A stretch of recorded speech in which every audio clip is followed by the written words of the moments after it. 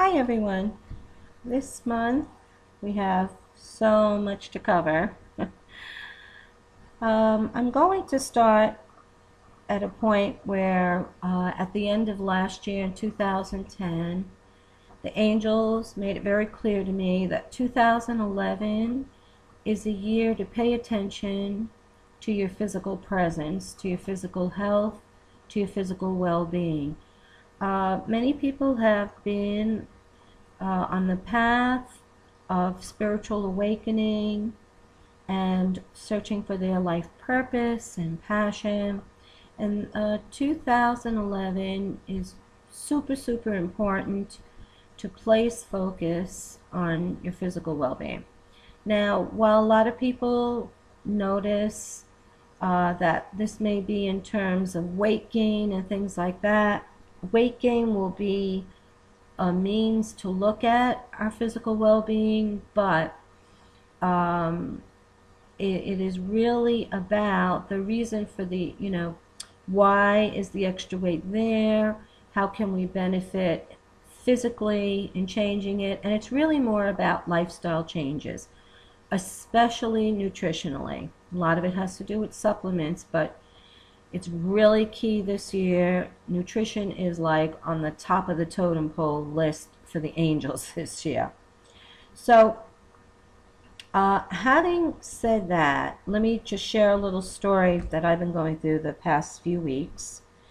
My home's been a little bit of a sick ward.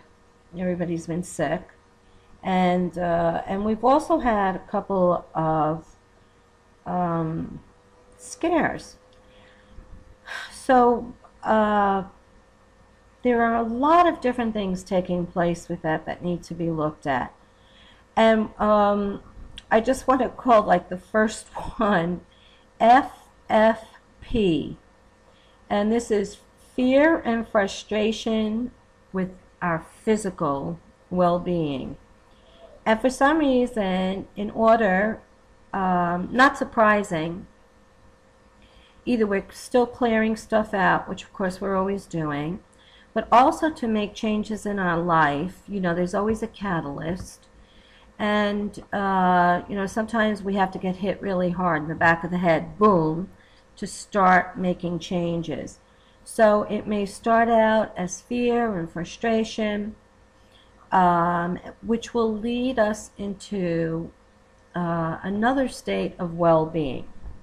So, having said that, another thing that I noticed that happened during this time is that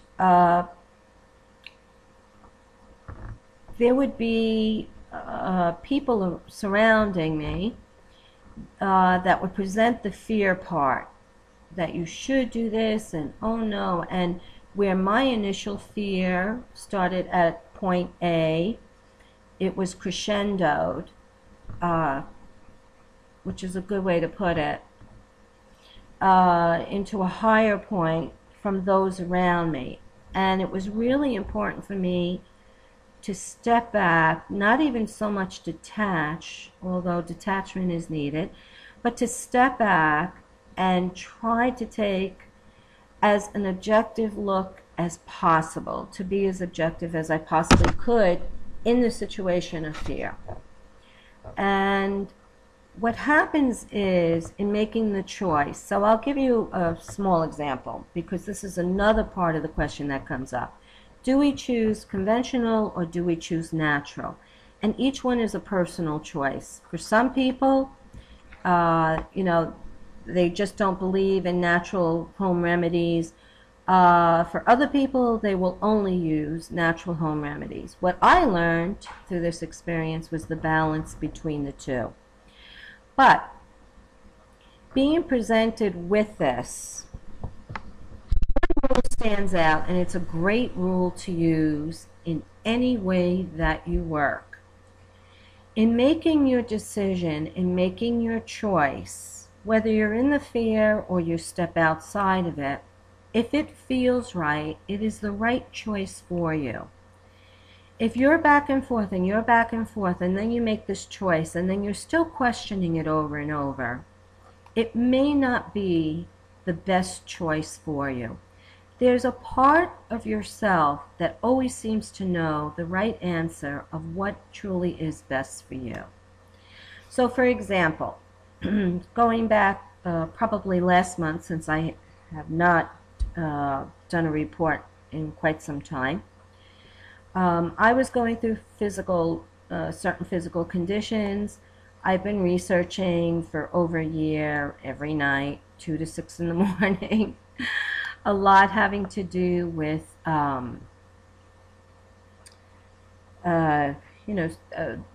very, very basic ailments, where my body isn't functioning properly. Anyway, so my dilemma was, do I go to a traditional doctor, because I was a little fearful some of these things that were coming up were pretty strong, or do I choose a route that I'm more comfortable with? Well, I've been doing supplements and things like that on my own for my research, but I felt that I need to take the next step. And I kept avoiding doing anything simply because either I wasn't ready or I wasn't clear, whatever it was. When I finally made the decision to see a particular practitioner, it turns out it's a natural practitioner, a woman that I've been wanting to see for several years, an acupuncturist. When I finally made that choice, I was able to breathe, and I just knew that for me, that was the right choice. During this time, I was seeing improvements. It was slow going, but there were improvements nonetheless. And I still have people, because of different things that came back, blood tests, this and that, I still had loved ones that truly from their heart were saying, well, maybe you should also, in addition to, go to a regular doctor. And I thought to myself, that didn't feel right to me. This is working. If this was not working, then maybe I would try another route.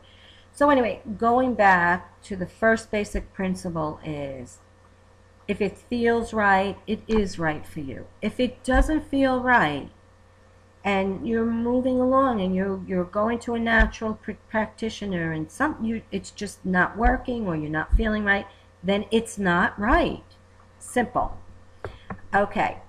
The other part of this is, through other examples, my husband ended up, we had a scare with him, and he got really quite sick, and I took him to the emergency. And I realized that through his process of clearing and well-being, that I was super focused on the natural. To me, I just really wasn't leaving space for conventional. And it turns out that there were several conventional things that were really very beneficial for him during this time. So it's the point being is, 1, if it feels right, it is right.